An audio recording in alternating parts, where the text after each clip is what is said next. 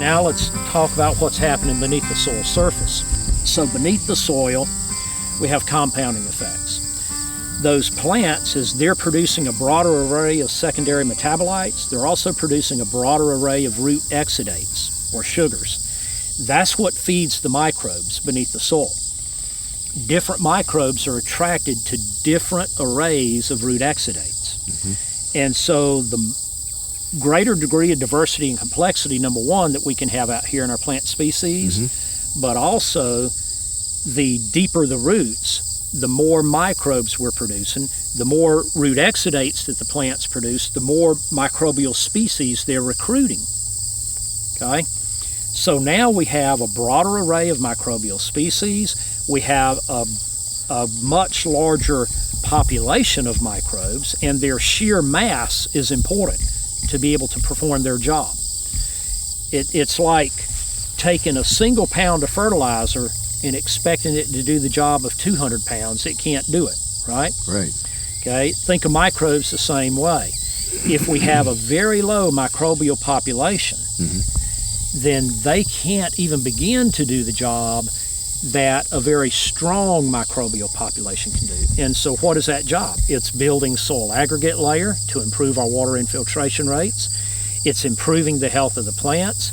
It's being able to pick up bound minerals. They can solubilize bound minerals in the soil and feed those minerals to the plant roots and make that plant stronger and healthier and more richly mineralized for your livestock. So they now have much higher mineral density and nutrient density. So again, we're continuing to improve our plant and our livestock, right? And if we keep our plants at this mid-stage maturity or beyond, and as we graze, we don't allow our livestock to graze it down too tight, so we keep it, at 5 to 6 inches height as we move them off, then we have very, very little root growth stoppage underneath the ground. So our roots don't die off and shrink up. Okay. Because if that happens, again, you have a series of negative compounding effects. As the roots die off and shrink up, then the microbes themselves, who are dependent on those roots for food and water and shelter, they start to die off, right? Right. Okay, so they die off, and we lose that important microbial population biomass. The roots also, as they die off, the living portion of the root comes up closer to the surface of the soil, right? So if it were to turn off hot and dry, and we're in August right now, if it were to turn off hot and dry, then your plants are much more susceptible to that period. And if you get caught there, you could be in significant trouble and having to feed hay much, much earlier in the fall and winter than you anticipated.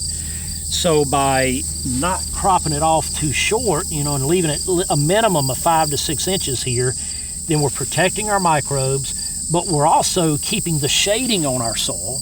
So we're protecting the soil moisture and the soil temperature, which again protects the microbes and all of the earthworms and other insects, beetles and the shredders and degraders and everything else that's working for us down there that we want to protect.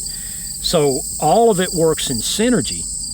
Now the other benefits is that we also start to see a lot more pollinators present. You've got beehives here, so that's very important for your bees, and all of the wild pollinators that are around here. We're providing an opportunity for them. We'll see the return of things like ground nesting birds and many other types of birds, and we'll also see a lot of other wildlife species that are more attracted to the area, and our water quality goes up. So, we've got all of these positive things that are happening. So, when we look at the forbs out here, and of course the pigweed over here and all of that, when we look at that, thistle, all of that, it's opportunistic, right? Yes. Okay. And they're always present in this seed bank.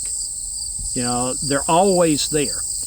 And so they're just waiting for the right conditions for them to express themselves. So are the microbes. Think of the microbes in a very similar manner. Just like these forbs are sitting in the soil in seed form, waiting on the right conditions to germinate and grow, okay? The microbes are the same way. They're sitting in the soil in spore form. That's their seed form, okay? Waiting for the right conditions to happen for them to, quote, germinate and grow, okay? So it's the exact same principle. Our practices determine, just like our practices determine the array of plant species that we're going to see out here that are dominant, our practices also determine the array of microbial species that we're going to see out here and active in the soil.